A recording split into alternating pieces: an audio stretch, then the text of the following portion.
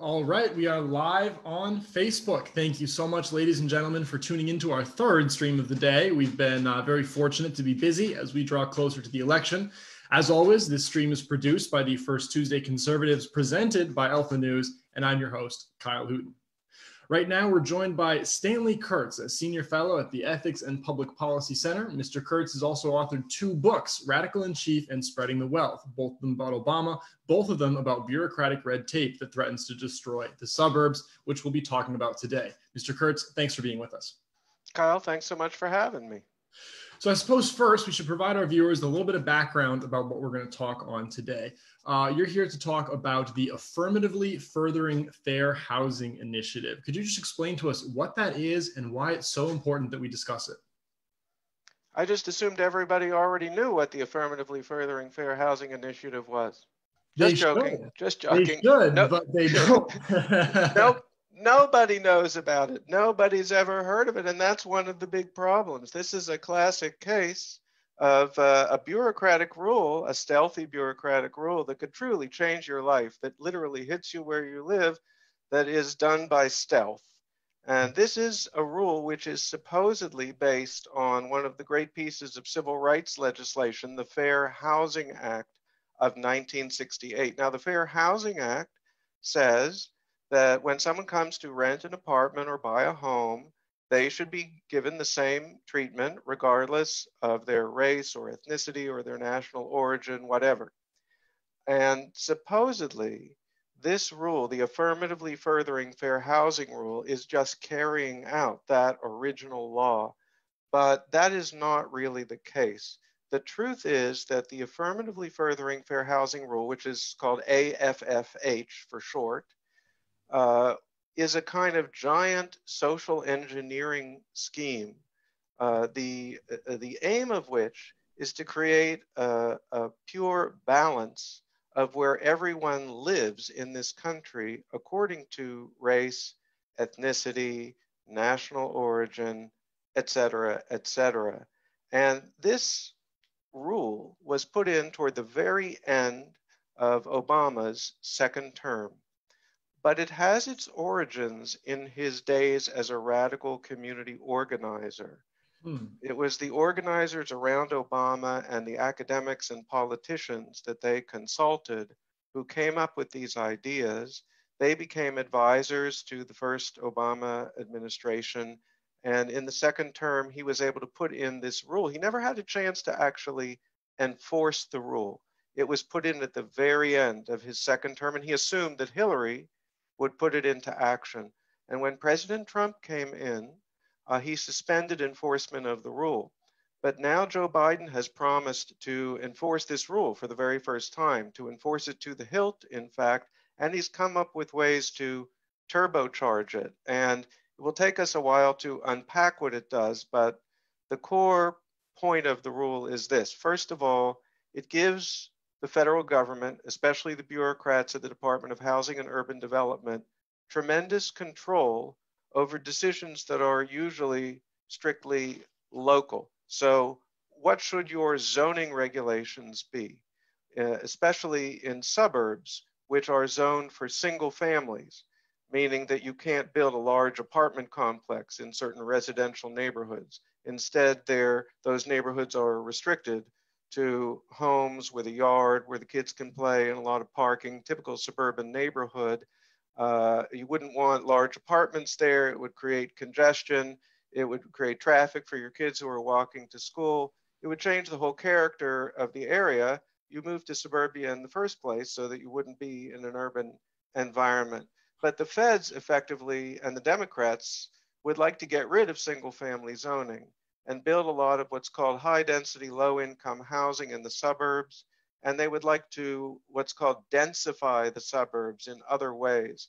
They would like to build this high density, low income housing in little downtown areas near wherever your transportation hubs are. So if you have public transportation that links your suburb to the city, they would try to build it near those corridors. And you already have the Met Council, I think, in the greater Minneapolis-St. Paul area is already going on this philosophy and is actually a model for what they want to do. to a lot of the rest of the country. And so the feds would control your transportation, your housing, your zoning. They would have a lot of influence over your business districts and over your schools. They could help draw and redraw school district lines. A lot of what they would be doing would be bringing in different demographic groups to try to change the balance demographically of your school district. And so it gives very broad control to the feds over what we used to think of as the meat and potatoes of what local government does. So this would really change your life and affect you where you live. And yet, until President Trump eliminated this rule just a couple of months ago, the public didn't even know that this was on tap for them if Biden and the Democrats get in. But it is on tap. Absolutely. For our viewers who are just tuning in, this is Stanley Kurtz of the Ethics and Public Policy Center. He's a senior fellow there. We're talking about the Affirmatively Furthering Fair Housing Initiative, which was a rule made by the Obama administration in its final days that, as Mr. Kurtz just explained, could totally destroy the character of the suburbs by exercising federal control over what normally falls under local jurisdiction.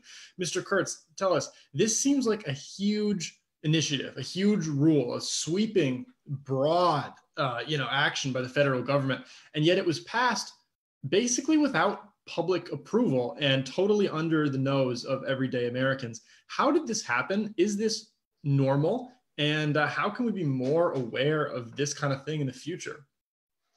Well, that's a great question, Kyle. And I would almost give opposite answers to that. On the one hand, it's completely abnormal. This is an extreme example of stealthy government. On the other hand, it is completely normal in that increasingly the Democrats prefer to govern in this way. This is an extreme example of something that's happening all too often. And of course, the Democrats understand that the public doesn't really approve of any of these policies. The suburbs are the swing votes in the election. We hear all the time about suburban moms and which way are they going to go and how they hold the balance of power. So the Democrats are not eager to advertise the fact that they don't really have great love for the suburbs as currently structured and have plans to change them. They don't want to emphasize that, but on the other hand, that is an important part of their platform and what they're all about. So the answer was to do all of this through the back door. And what happened was you had these, again, community organizers who worked with Obama. This all was their idea. They believed, the people who trained Obama, who mentored Obama, and I wrote about all this in my books, particularly the second one, they believed that the very existence of suburbs was fundamentally unjust. Why? Because when you move out to the suburbs, you take your tax money with you. And that is considered by these folks a sort of selfish move to withhold your money and not share it with people who are less well off. And actually, your area is the only area in the country that has instituted one of the favorite solutions of these folks to this issue, which is the Fiscal Disparities Law, which maybe I'm wrong, but I assume most of your viewers understand what the Fiscal Disparities Law is. Is that right? Unfortunately not. Again, you're enlightening us about concepts that impact the daily lives of our viewers, but might not be terribly well known. All right. Well, let me explain this. I'm not 100% certain it applies to the municipalities in your immediate area, but I suspect that it does. There's a fellow named Myron Orfield, who's one of the masterminds of this whole campaign against the suburbs. He's from Minnesota, and he worked closely with Obama's community organizing mentors. And Myron Orfield was, for a time, maybe a decade or two ago, a state legislator in Minnesota. And he passed a law. He led the fight to pass something called the Fiscal Disparities Act, which was a way of having all the suburbs around Minneapolis-St. Paul kick in a portion of their tax money into a kind of common fund. And then that money gets redistributed on a formula that effectively takes money away from the suburbs and puts it into the city. And so this is a way of in a sense, undercutting the very existence of the suburbs because you no longer have full political and economic control over your own jurisdiction if you don't control your own tax money. Mhm. So this is actually something that Minnesota would like to impose on the country through people like Myron Orfield. Well, Obama, when he became president, had Orfield and a number of the other folks who partake in this anti-suburban philosophy helped to design these rules and regulations. And if one of this group had not been elected president, we probably wouldn't be looking at AFFH. And in fact, back in the 90s, when there were efforts to enact these rules and practices on a local level, Minnesota was the exception rather than the rule. In most parts of the country, when they got a load of what was actually in these proposals, they were rejected in most localities as anti-suburban and likely to polarize the public and the electorate. Minnesota, I'm sorry to say, was the only place that enacted one of the crown jewels. But Orfield lately, by the way, maybe we're skipping a little ahead, but Orfield has written in the wake of the recent riots, speaking about the schools in Minneapolis, St. Paul, and he noted that the schools actually now, the per pupil expenditure in Minneapolis, St. Paul is actually several times higher than in a typical suburb of Minneapolis, St. Paul. Hmm. I think he gave Adena as an example. I'm not sure, but it was by several of factor of 2 or 3 or 4, you get more per pupil expenditures, and yet still the academic performance in the Minneapolis St. Paul schools is substantially below the suburban school performance. And so Orfield used this as an argument for following one of the other key aspects of AFFH, which is to move poor minorities from the cities into the suburbs, into what's called high density, low income housing. And so this is a huge part of what AFFH aims to do. You can't put the high density, low income housing in until you eliminate single family zoning, because single family zoning bars large apartment complexes. So again, this is all a kind of social engineering scheme to even up the demographic balance of every part of the country. And to do that, the feds have to be able to control and essentially eliminate suburban zoning laws. It doesn't make a lot of sense to me why these people would so aggressively attack the suburbs. I understand that you alluded to they think that there's some sort of economic imbalance, but it seems like this is a very systematized, extremely well-oriented campaign to wipe out the suburbs that's perpetrated by the same people that sort of helped Obama when he was first coming into political life. Could you explain to us who are these people and just go into a little bit more detail about why they want to do this? Because most people understand the suburbs to be classic Americana, not something to be destroyed. Right.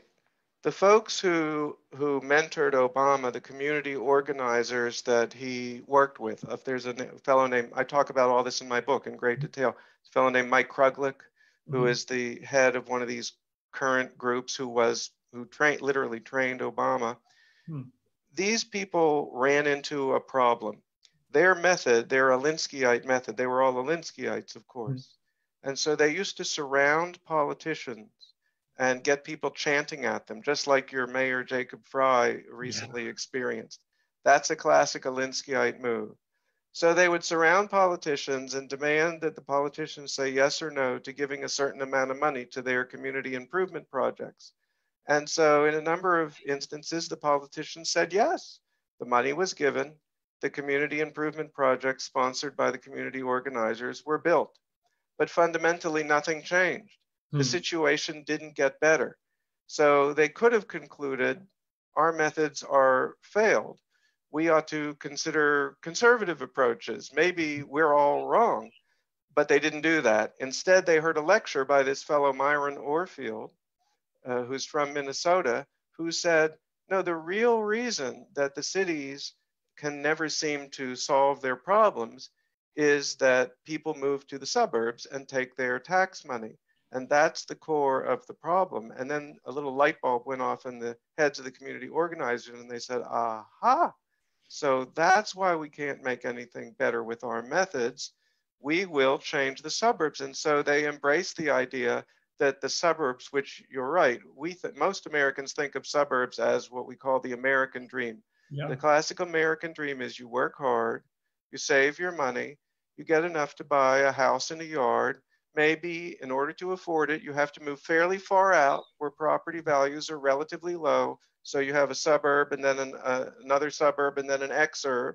But finally, you can get to where you can actually afford to be there. And if you care about your child's schooling, the school district is small enough that you could have a real influence there. And we call that the American dream. And that is, in fact, the greatest anti-poverty program that the world has ever seen. But according to the community organizers that trained and mentored Obama, they call this American apartheid. They consider it a mode of bigotry because many of the people left back in the cities are minorities. Of course, this isn't entirely true anymore, in that half or more of minorities now live in the suburbs. And the American dream is working for many minorities. And so I think these organizers are just flat wrong about this being the best way to help minorities. But this is their view, that literally suburbs are a kind of subtle version of apartheid. That's very interesting. I sort of suspected that there was a race element in there, as there so often is with these progressive policies. Not at all surprised to hear that there was one. So you've got these community organizers. They influence Obama. Obama accepts their ideology. In the final days of his term, implements this policy. Now Trump has slashed the policy. What do you think the future is for anti-suburb policy in America? Well, on the one hand, there is a radical choice on the ballot in this election. If Trump wins, then these policies at the federal level are going to go nowhere. If Biden wins, he has promised not only to enforce AFFH, but to what I call turbocharge it. And I'll explain what I mean by that. AFFH works through the leverage of HUD grants. HUD is the Department of Housing and Urban Development. And most localities in the United States get actually millions and millions of dollars from HUD. Ideally, they actually shouldn't. I mean, in effect, you're being taxed so the feds can give you money back with strings on it and force you to dance to their tune. So what the feds want to do is to say, if you want your millions and millions of dollars in HUD money that you paid all these taxes for, you're going to have to eliminate your zoning, et cetera, et cetera. But at least a suburb would have the option of saying, well, okay, fine, thanks, but no thanks.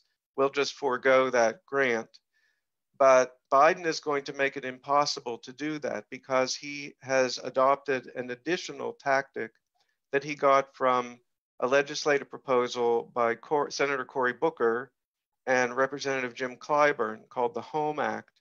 And the Home Act says that no locality that receives receives the benefit of road repairs that are subsidized by federal, what are called surface transportation grants, can receive these grants without submitting a plan to eliminate their single family zoning and do all of the other things that these folks want to do.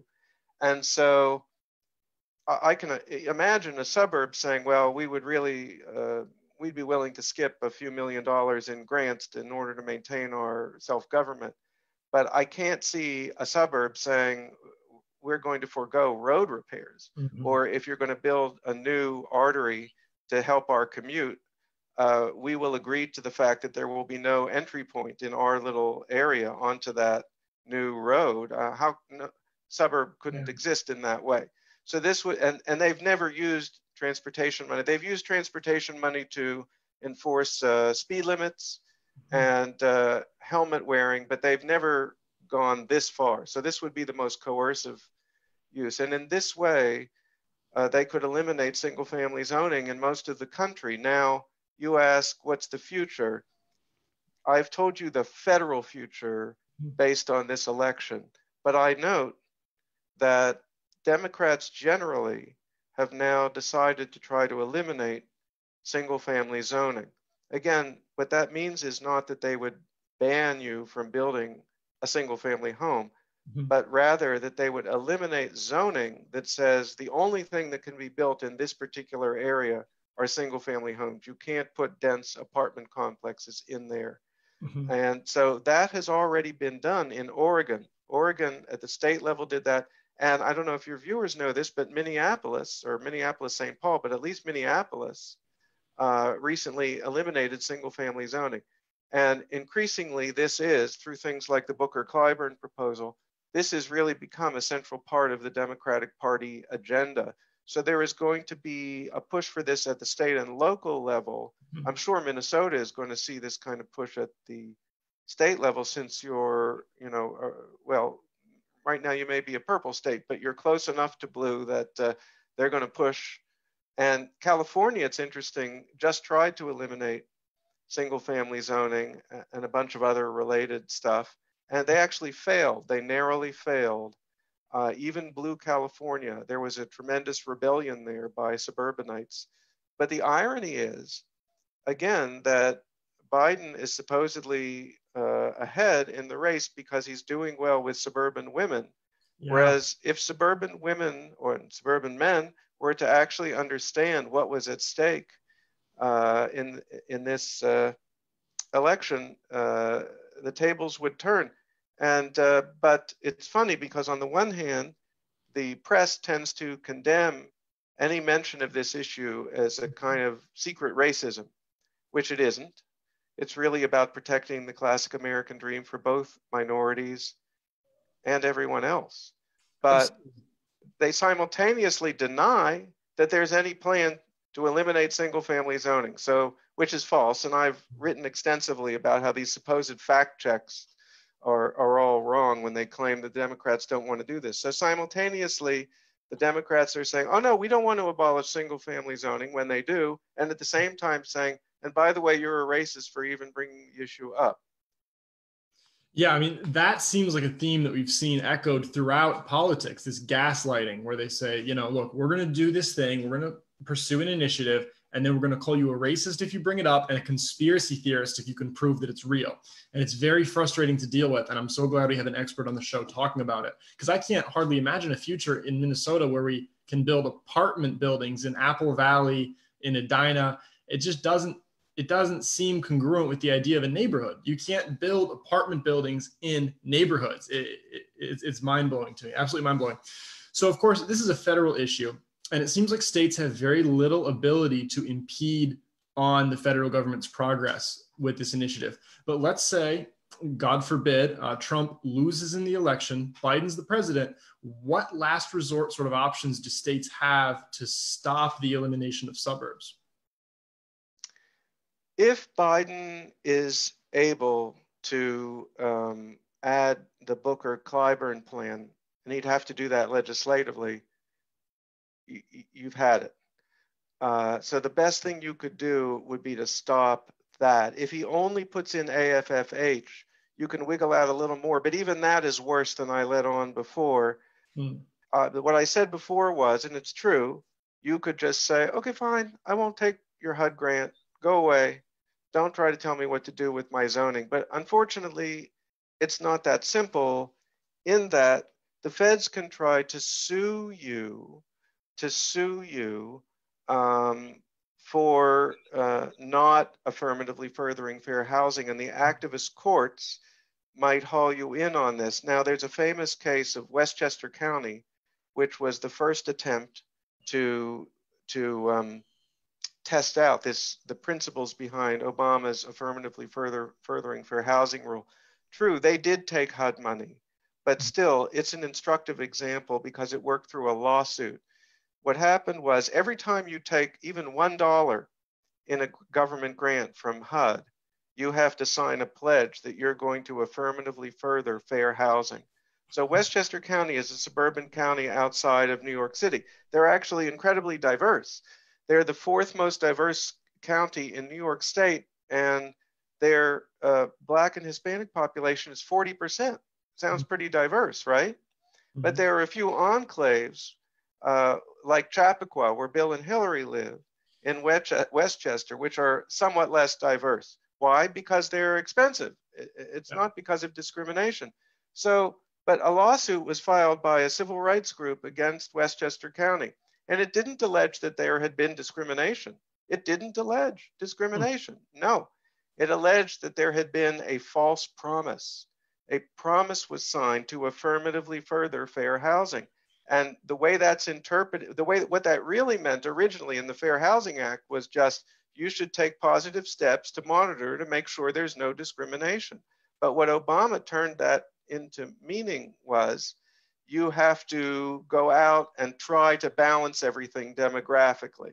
So the suit was held against Westchester, and then Obama came in and tried to force them successfully after great battle to build high density, low income housing, to pay tens of millions of dollars to fund it from their own tax money, and then to go out and what's called affirmatively advertise the housing to poor minorities who didn't even live in Westchester County, to bring them into Westchester County. So in effect, and to abolish their zoning laws. So in effect, the court suit allowed the federal government to appropriate money from this county to be spent on people who didn't even live in the county, to move them into the county, and to abolish the county's own laws. Now, the feds could threaten to level that kind of suit against you, even if you turn down the money. It won't be as easy if you don't sign the form, but if they get the right judge and they say your demographics are no good, they might be able to get you. So really the only way to do this is to say, have President Trump, appointing judges, keeping AFFH not there. This is on the agenda of the Democrats. It's been building for years, and there's no way to handle it other than to keep the Democrats out. Yeah, absolutely. I think all of our viewers can agree that keeping the Democrats out is a good idea for Minnesota and the nation. One thing I'm really struck by is the relatively nebulous and open-ended set of objectives that people are dealing with here. Yes, they're told to affirmatively further fair housing, but as you just mentioned, that can involve advertising to minority communities, getting rid of your single-family zoning. Is there a clear set of objectives or definitions that people have to meet in order to not get sued? Or is this like so many other initiatives we see, coming from the left that are just sort of an open-ended commission to do whatever you want to? It's untested. There was a Supreme Court decision, a very, very important Supreme Court decision that was made on the same day as the Obergefell gay marriage decision. Mm-hmm. So there was not a lot of attention to the housing decision, but there was a housing decision called Texas Department of Public Housing versus the Inclusive Communities Project. And this Supreme Court decision went in what I view as the wrong direction. Mm-hmm. And that was done by Justice Kennedy, who made it easier to sue a locality for zoning regulations that had disparate impact by race or ethnicity or national origin, even if there was no intention, even if they were completely neutral and non-discriminatory in their intent. And so that has not been fully tested. And there are other dangers. This would be, again, a danger if you do try to take the money. There are many traps and problems if you try to take the money. If you try to take HUD money, not only do you have to sign a pledge that says you'll affirmatively further fair housing, but you have to fill out an elaborate demographic form saying where everyone lives in your community by income, by race, ethnicity, national origin. And then HUD asks you to account for any disparities demographically by checking certain boxes. And one of the boxes says, how do you account for these demographic disparities? And there's a box there that says our zoning regulation. Now, if someone was foolish enough to check that box, that would be like a signed confession in court that our zoning is discriminatory according to this disparate impact theory, even if there was no intention of discrimination. So they could sue you in that way. And by the way, a lot of what happens with these grants is, and this has happened in Minnesota, actually, is that the grants are then given out to sort of sub-recipients. The main grantee gives them out to sub-recipients who end up being these Alinskyite community organizations. And so, and this happens a lot in Minneapolis, St. Paul, and in San Francisco, the liberal district comes up with a plan to change all of the suburban development proposals, and then they fund Alinskyite groups to come and demonstrate against the suburbanites who don't want that to happen. Gosh. So the government is literally, stirring up a political force to enforce its goals on the suburbs. We've seen a lot of pretty insane things here in Minnesota over the last few weeks, but I don't think I've called anything Orwellian on the show until right now. And I'm going to call this absolutely Orwellian. I mean, just to reiterate, there is an initiative advocated by important figures at the federal level that would prevent local governments from designating neighborhoods as single-family dwellings or single-family, properties, so that you could move in these high-density, low-income housing projects. And what are those housing projects? We touched on this. These high-density, low-income housing projects. What do those look like? Are those Section 8 houses? Are those price-controlled apartments? What are those that they want to move in? Well, it would differ. On the one hand, some of them could be fairly large. They probably wouldn't be as large as the kind of massive public housing apartment complexes they had in Chicago at the height of when they thought that these super large buildings were a good idea. They probably wouldn't be quite that large, but they could be fairly large and clustered around, again, a transportation node. But then I have also seen interesting pictures, I think from, if I'm recalling correctly, from Oregon, where once they eliminated single family zoning, you could see they had pictures of some suburban streets. Once you eliminate the zoning in general, then let's say someone wants to sell their house to retire. So they sell their house to a developer, and then the developer puts up a fourplex. In other words, it's sort of a mini apartment. So you could end up having two mini apartments right now you might be in a suburban street and all your neighbors have sort of yards and sort of a typical suburban street. And you might get 2 or 3 mini apartment complexes in your area. They might only be a fourplex or a sixplex or an eightplex, but it would be very incongruous looking from what we're used to. And let me go back though and comment about something before when I said the Democrat. I mean, I'm perfectly willing to believe, and I do believe that there are Democrats who also oppose this. In fact, how else do you think it failed in California?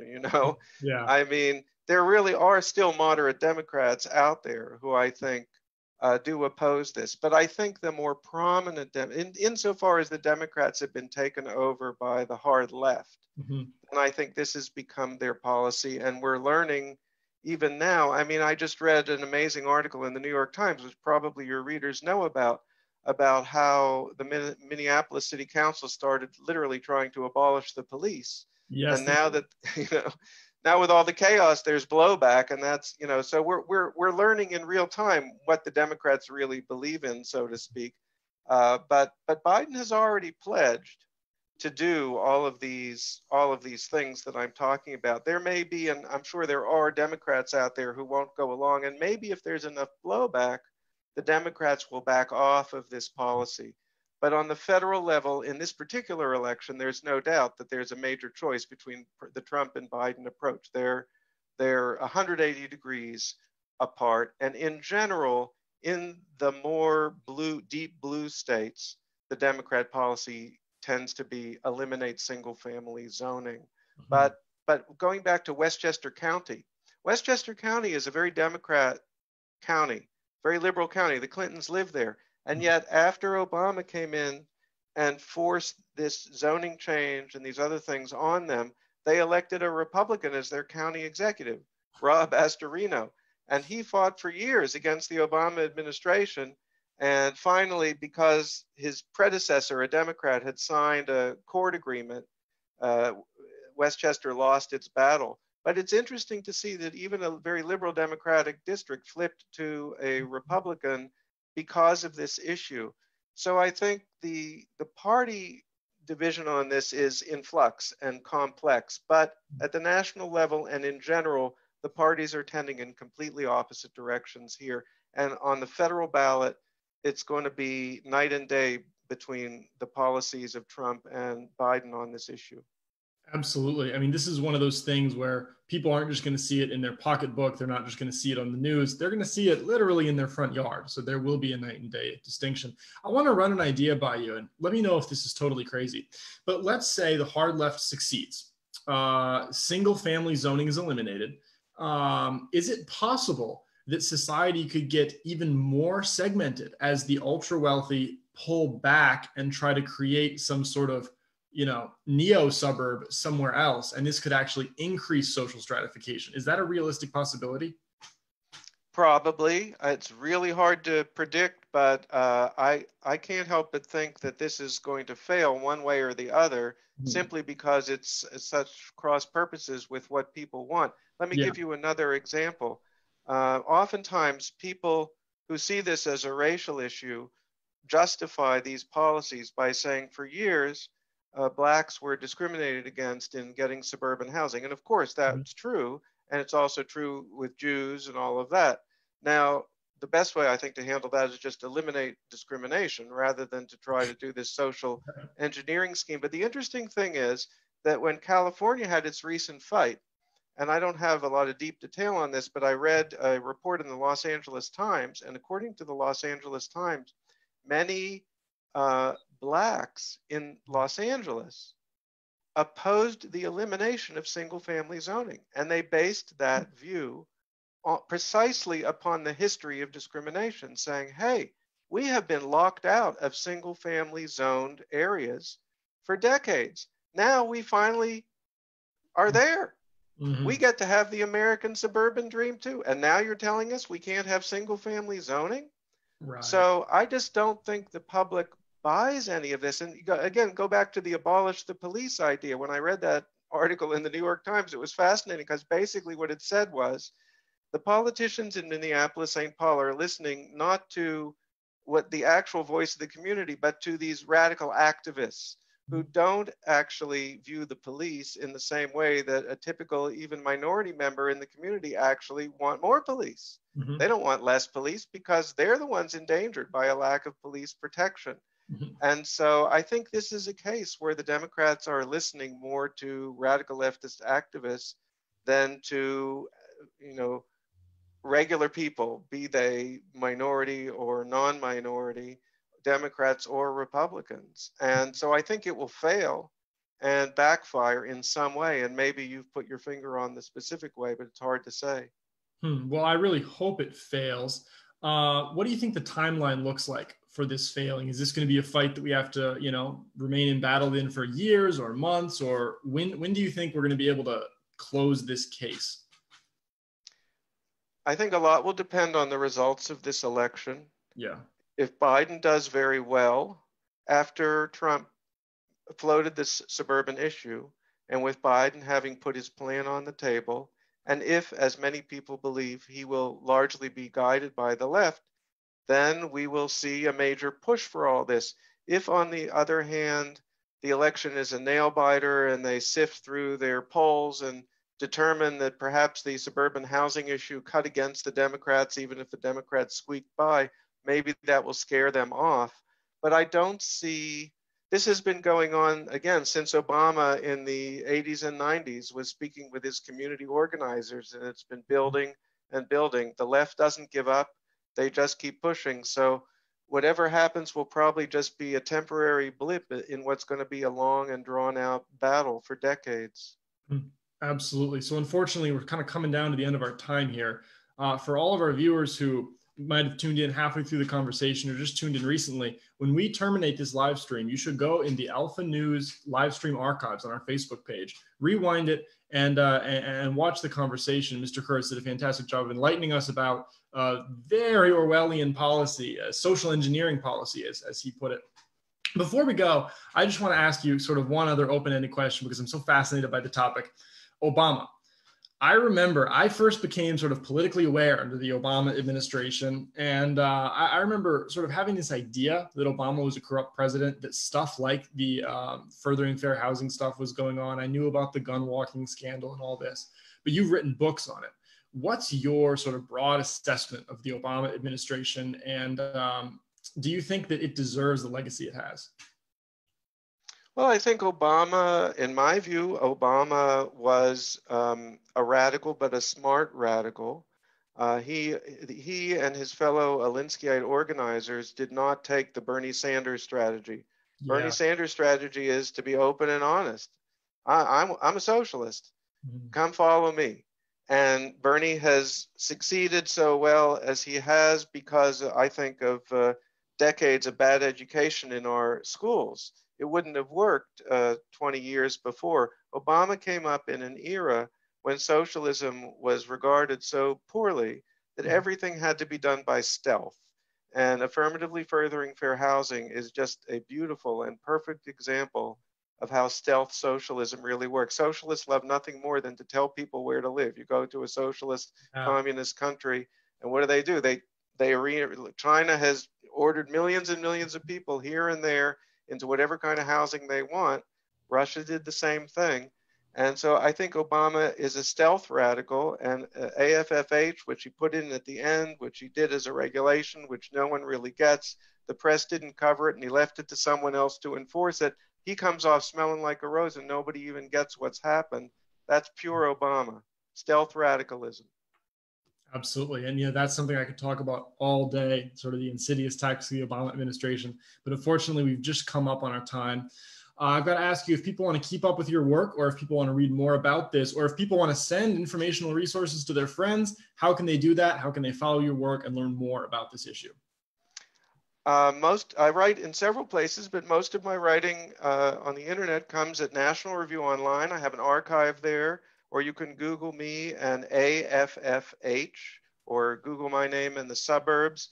And I have my second Obama book, Spreading the Wealth, How Obama is Robbing the Suburbs to Pay for the Cities, talks about the philosophy behind this, the history behind this. It goes into Myron Orfield and the Minnesota experience.